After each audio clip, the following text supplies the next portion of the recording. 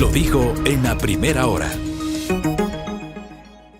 8:13, le saludamos a la distancia al ingeniero Henry Kronfle Cosaya, precandidato, iba a decir presidente de la Asamblea, candidato a la presidencia de la República por el Partido Social Cristiano. Señor ingeniero, ¿cómo le va?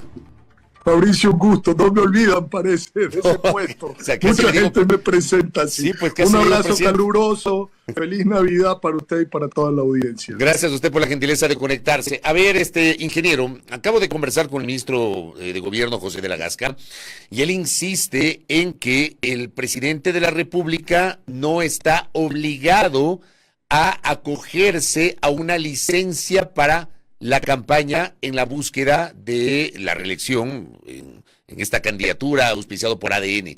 ¿Cuál es su opinión sobre este tema como candidato y como expresidente de la legislatura? Que sí debe acogerse. Así de claro, la ley electoral es muy simple, muy clara. De lo contrario no hubieran hecho lo que han hecho, tratarse de bajar a la vicepresidenta como lo trataron de hacer con mañas y artimañas. Y como ya no les sale ese resultado, ahora usan esta carta. Para mí es muy clara la ley y hay que respetarla. En fin, será el Consejo Nacional Electoral el que tenga que decidir sobre esto. Yo seguiré haciendo lo que tengo que hacer en mi campaña, enfocado en los problemas de la gente, porque los problemas y las peleas entre políticos a nadie le interesan. ¿Y cómo debe entonces proceder el presidente el 5 de enero desde su óptica, ingeniero? Pedir la licencia. Así de simple. ¿Eso lo hace ante quién? ¿Ante la Asamblea? ¿Ante el CNE? Sí, claro. ¿Ante quién hace? Sí, claro. Ante la Asamblea. ¿Y si no lo hace? Pues ya será un problema que tendrá que la Asamblea notificarle al Consejo Nacional Electoral y ver cuál es el procedimiento al respecto. Pero, como vuelvo y le repito, o sea, ya es un problema de la Asamblea. Déjenme a mí afuera del problema de la Asamblea en este momento, porque ya no soy presidente de la Asamblea, por más que me haya presentado como tal. Lo que pasa, ingeniero, es que, claro, y entiendo su posición, usted dice que el presidente está obligado a someterse a una licencia para hacer campaña y correr en igualdad de condiciones con el resto de los 15 candidatos restantes a la presidencia de la República. Pero si él no se somete a la licencia y hace campaña siendo candidato a presidente, eso implicaría que ustedes, el resto, los otros 15, correrán en desventaja, ingeniero. Es posible, pero sin embargo yo personalmente me voy a dedicar a hacer mi campaña, a realmente transmitirle al pueblo ecuatoriano el mensaje que es muy, muy fuerte de sacarle la plata, quien le quita la plata al pueblo, que es el Estado, y devolvérsela al bolsillo bajando los impuestos, subiendo los salarios, manteniendo los subsidios, incrementando el bono de desarrollo humano y recuperándolo para la gente que se ha perdido, que eso es muy importante, y nivelando las pensiones de jubilación. Así vamos a poner billete en el bolsillo de la familia ecuatoriana, porque primero es la familia. Yo ya en los gobiernos no creo prácticamente en nada, en muy pocas cosas, porque ¿de qué ha servido este disque arreglo del Ecuador? Si cuando usted va a la calle y le pregunta a la gente si está mejor o peor que hace un año, no hay quien le conteste que está mejor, todo el mundo está peor. Entonces yo me voy a enfocar en lo verdaderamente importante, en la familia ecuatoriana. Esa es la realidad. Compita con él como presidente o solo como candidatos o como presidente o candidato. No, me da lo mismo. Yo voy a seguir haciendo lo que tengo que hacer en función a la fe que tengo de poder servir a mi país y poder arreglar los graves y profundos problemas que tienen la mayoría de los ecuatorianos, que vuelvo y le repito, no le interesa la pelea entre políticos. Usted señala, y en este momento vamos a entrar en algunos elementos de su campaña, que hay que ponerle más plata al bolsillo de la gente. Para eso se necesita recursos. ¿De dónde sacar esos recursos? ¿Cómo financiar esa parte social que usted acaba de mencionar, ingeniero Kronfle? Cambiando el presupuesto anual del Estado, porque recursos hay, 35.500 millones de dólares son muchos recursos, mi querido Fabricio, muchos recursos. Lo que pasa es que están mal gastados. Si usted hoy, que tiene un presupuesto anual del Estado en donde los ingresos son menores que los egresos, usted gasta más de lo que tiene, nunca le va a alcanzar la plata. Por eso hay que reestructurarlo, hacer un mecanismo de desarrollo, arrancar de una base cero. 5% en educación, 5% en salud, que es lo que determina la Constitución. Lo que requieran las fuerzas del orden más el conflicto interno armado, y un 20% o 25% en obra, porque ya no hay obra, para generar empleo del lado público. La diferencia va a pagar la burocracia formal, no los pipones, no los sobreprecios, no las corruptelas, no los robos en las compras públicas. La burocracia formal mínima necesaria. La diferencia va a pagar la deuda externa, porque hay que honrarla. Pero en ese orden, no al revés. Hoy primero es la deuda externa y le pagan un banquero internacional primero y mueren 1.000 personas por falta de diálisis. Yo nunca he visto un banquero internacional que se muera porque se le diga te voy a pagar el próximo año y no este año, y así evitamos 1.000 muertes, por ejemplo, por falta de diálisis. Entonces, las cosas van a cambiar totalmente. Su política o su plan de gobierno, el eje será social, ingeniero. Totalmente, porque un gobierno está para servir a la gente, no la gente para servir al gobierno. Hoy, de 35.500 millones de dólares, que es el presupuesto anual del Estado, recibimos en obras y servicios de infraestructura 350 millones, uno de cada 100 dólares. ¿Cómo es posible eso? Pues, ¿Y a dónde se va el resto? ¿A dónde se van los 29 dólares restantes? En el gobierno, pues. Eso es lo que estoy diciendo. Cada día se gasta más, cada día se dilapida más, no se paran las corruptelas, crece la burocracia, crecen los pipones. ¿Usted cree que hay que reducir el aparato del Estado, ingeniero Confle? Urgentemente. ¿Pero dónde reducir? ¿Dónde reducir ese aparato? ¿Cómo que dónde reducir? Aquí es que hay una confusión tremenda. Primero hay una cantidad de secretarías y de cosas que no tienen razón de ser. Mire, solo a manera de un ejemplo, y no porque quiero traer a colación un caso en específico, revise la resolución del Arcotel sobre el cable submarino que se dio hace pocos días y vea el punto número 13 a quien hay que disponer y poner en conocimiento la resolución. Ahí solamente están enlistadas 12 dependencias dentro del Arcotel. Esa es la burocracia que tiene el Ecuador, eso es lo que hay que acabar. Eso no puede seguir así. Los impuestos de la gente no son para que vivan los pipones. La burocracia formal sí, ni para que vivan los pipones, ni para la corrupción, ni para los sobreprecios en las compras públicas, ni para darle las compras públicas a grandes empresas y tener abandonado a la economía popular y solidaria, que no tiene hoy en día ni siquiera una ventaja sobre el tema de las compras públicas en el Ecuador. Las empresas públicas no son para perder plata, Fabricio, son para ganar plata como las empresas privadas. ¿Por qué están ahí gente que no son técnicas? ¿Por qué no manejan las empresas públicas del Estado los colegios profesionales? El colegio de abogados, el colegio de ingenieros, el colegio de contadores, el colegio de arquitectos, ingenieros ambientales, eléctricos, mecánicos para manejar las empresas públicas, ingenieros en logística, que están en los cuerpos colegiados reconocidos en el Ecuador. ¿Por qué está ahí pipones y burócratas que son parientes o amigos o de alguien que está cerca de esas empresas públicas? Eso es lo que hay que acabar en el Ecuador. Hay que fusionar ministerios, por favor, hay que ser muy claros en esto. El tamaño del Estado no está el ciudadano, vuelvo y lo repito, para mantener. Pero por ejemplo, me pongo a pensar, y claro, debe haber instituciones que obviamente hay que funcionar, hay que eliminar, pero hay otras que lamentablemente, digamos, con la experiencia se ha demostrado que no fue una buena idea. Y le pongo un ejemplo. Cuando eliminaron el Ministerio de Justicia, resulta que se perdió toda la institucionalidad carcelaria y ahí están las consecuencias. Resulta que decidieron unificar los ministerios de hidrocarburos, electricidad y minas en uno solo. Y resulta que en este momento, digamos, estamos pendientes del tema eléctrico, pero petróleos y minas casi que está por otro lado. O sea, también, digamos, se han tomado decisiones, entre comillas, de reducir o optimizar el aparato del Estado que terminaron siendo perjudiciales para el funcionamiento de la cosa pública, ingeniero. No le echemos la culpa a las cosas que no se pueden culpar, a Fabricio querido. La culpa es de la gente que administra. Este país es extremadamente rico, pobremente administrado. Yo cuando entré a la Asamblea Nacional, le voy a poner el ejemplo de lo que yo viví en la Asamblea Nacional. Cuando entré a la Asamblea Nacional era una asamblea disuelta por una muerte cruzada. Habían pipones, porque el puesto de $1.800 ocupaban 3 personas en vez de ocupar la persona que tenía que hacer el trabajo. Y ninguno de los 3 hacía por $600 lo que se tenía que hacer por $1.800. No se pasaban del techo presupuestario, pero nadie hacía el trabajo.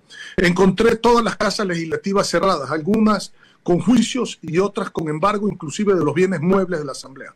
Habían despedido a gente que estaba con embarazo, con gente que tenía una condición de vulnerabilidad, gente que tenía permiso de paternidad o de maternidad. Se la había despedido sin pagarle liquidación alguna, prohibido el despido en esa condición. Entonces, cuando usted entra y arregla, y decían que eso no se podía arreglar, me tomó un mes arreglar absolutamente todos los problemas. Y pude limpiar lo que tuve que limpiar y sacar a los que tuve que sacar y operar como tenía que operar como reloj suizo. Produjimos 30 leyes en 11 meses, hicimos la fiscalización sin circo, ni show, ni favor, ni temor. Redujimos 25% el personal administrativo de la Asamblea Nacional y funcionamos mejor. Y certificamos la Asamblea con 3 certificaciones ISO. Una que ya la logramos, la 37001, y 2 que las dejé en 90%, la 27001 y la 9001. ambiental y administrativa. Entonces, a mí no me digan que cómo administrar o que no se puede administrar.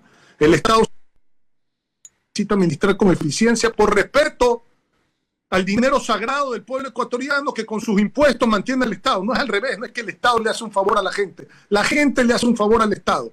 Pero esto de que el Estado se convierta en una carga para la familia ecuatoriana, basta. Esto conmigo se acaba, se lo digo con absoluta franqueza.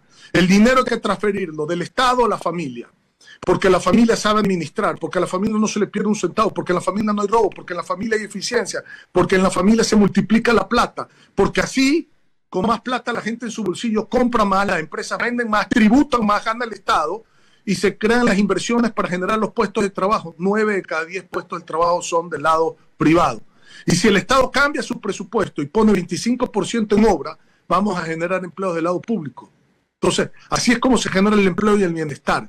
A mí no me sirve de nada que me digan que el Estado agarra más deuda, plata que nunca recibe la familia ecuatoriana, sino para mantenerse el propio Estado, y la gente cada día está peor, en la miseria y en la pobreza.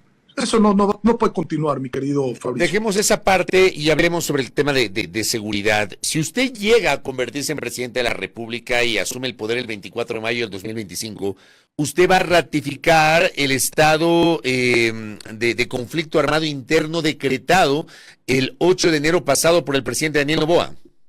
Lo tengo que modificar porque la inversión no fluye mientras un país está en guerra. Y hay que modificarlo a las zonas que realmente requieran el estado de excepción, no generalizarlo, porque las pérdidas, cuando usted habla con todos los sectores de la economía, las pérdidas son multimillonarias y la inversión no fluye en absolutamente nada. Entonces hay que modificarlo, sí, hay que combatir la delincuencia, por supuesto, pero hay que tomar control de las cárceles. Mire, los ejes de la delincuencia son 4, los ejes, perdón, de la seguridad para combatir la delincuencia son 4. 1, la delincuencia internacional. Hay que combatirla con integración de bases de datos, control de la frontera marítima y terrestre, escáneres en los puertos, reconocimiento facial en los aeropuertos, políticas de migración, políticas dentro de la comunidad andina para tener récord policial vigente que demuestre que no está entrando un delincuente al Ecuador. Luego usted tiene la delincuencia común, el robo, la matanza, el asesinato, por supuesto, la violación, el secuestro y la vacuna. Para eso usted necesita prevenir y necesita ahí circuitos y subcircuitos que funcionen 24/7 la Policía Nacional con patrullaje preventivo, pero no hay las patrullas ni la dotación. Luego, usted necesita control de la cárcel. ¿Usted cree que el Estado ecuatoriano, sí, póngase la mano en el corazón y le pido lo mismo a los que nos están escuchando? ¿Usted cree que el Estado ecuatoriano no puede controlar una cárcel? ¿Usted cree que el Estado ecuatoriano no pueda controlar una cárcel? Por el amor de Dios, eso es corrupción. Hay que controlar la cárcel, no puede ser centro de operaciones. Y tercero, y lo fundamental, hay que meter presos a los jueces y fiscales corruptos que suelten a los delincuentes de las cárceles con las mismas condenas y por el mismo tiempo. Y castigar a los miembros del Consejo de la Judicatura que no hagan nada frente a esos jueces. ¿Sabe cómo vamos a hacer ese cambio? A través de una consulta popular, preguntándole tal cual esto que le acabo de decir a la gente. Lo mismo si debe desaparecer el Consejo de la Judicatura, lo mismo si debe desaparecer el Consejo de Participación Ciudadana y Control Social. Cuarto eje de la seguridad, la prevención, pues, actividades extracurriculares en las escuelas públicas y privadas. Servicio militar obligatorio nuevamente a los chicos de 18 años para que no anden deambulando por las calles. Áreas recreativas, promoción al deporte, infraestructura pública para el deporte, que ya no existe y lo poco que hay está descuidado. Así es como vamos a combatir la inseguridad. Ok, entonces usted dice modificar esta declaratoria del conflicto armado interno. ¿Y mantendrá estados de excepción focalizados en diversas zonas del país? ¿O usted cree que con el régimen ordinario, es decir, con la policía y con los militares de manera complementaria, sin estado de excepción, alcanzará para hacerlo? Es posible, hay que analizar, depende de la zona. Hay zonas altamente conflictivas como lo es Durán el día de hoy, que ahí se necesita otro tipo de refuerzos, por ejemplo. Entonces hay que analizarlo, pero generalizar esto a todo el país genera un problema tremendo en la economía. La gente, cuando usted habla con la gente, por ejemplo, poner estado de excepción en un feriado, en un balneario, cuando hay concurrencia de personas y de visitantes y de turistas en el balneario, es un problema gravísimo, paraliza la economía del país. y la actividad productiva de ese balneario. Entonces, por eso le digo, todas las cosas se tienen que hacer pensando muy bien y según la problemática de cada lugar. Por ejemplo, los recursos en la policía. Usted no puede tener la misma cantidad de gente, por decirlo, del control en Riobamba que lo que tiene que tener en Durán de la policía, porque el índice de criminalidad de Riobamba no es el mismo índice de criminalidad de Durán. Entonces, eso es lo que le digo.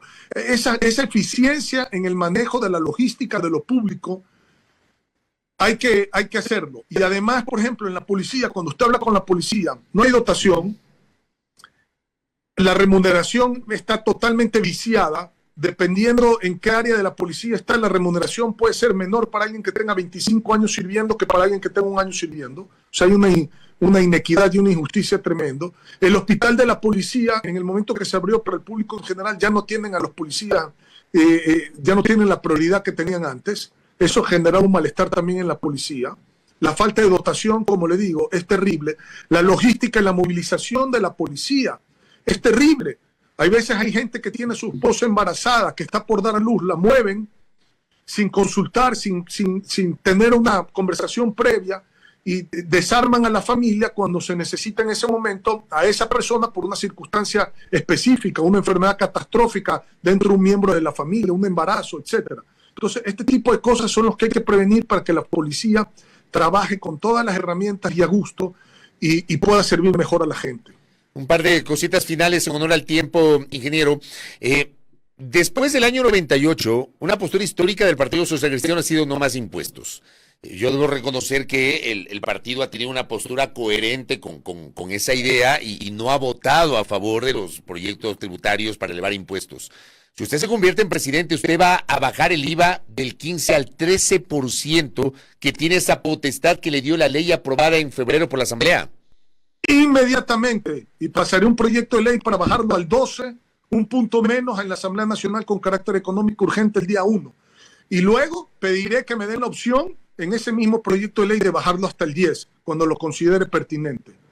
Hay que bajar los impuestos para dinamizar la economía, aquí hay que apuntar al crecimiento económico, hay que ponerle la plata al bolsillo de la gente, billete en el bolsillo de la familia ecuatoriana. Primero la familia, no es primero el gobierno, no es financiar al gobierno. Aquí hay una equivocación terrible en los conceptos. Aquí todo el mundo piensa en financiar al gobierno. Aquí lo que hay que financiar es a la familia. Si se arreglan las familias ecuatorianas, si las familias ecuatorianas arreglan su problema, se arregla el problema del país, pero no arreglando el problema del gobierno, arregla el problema de las familias. Tanto así que hoy se jactan de haber arreglado problemas del gobierno y la familia ecuatoriana está viviendo en la miseria. Correcto, ingeniero. Le agradezco por el tiempo y le comprometo para en enero vamos a tener la posibilidad también de conversar con los candidatos y le quiero comprometer para que usted ojalá que presencialmente nos pueda visitar acá en la cabina. Muy amable. Muchas gracias, Fabricio, con mucho gusto. Le deseo un feliz año. Espero que sea un feliz año y de recordarle a la gente que tienen la llave para salir del infierno el 9 de febrero y por fin ver la luz al final del túnel. Un fuerte abrazo. Gracias por todo. Gracias a Henry Cronflecosaya, candidato presidencial por el Partido Social Cristiano. Primera plana. Todas las noticias, todas las voces.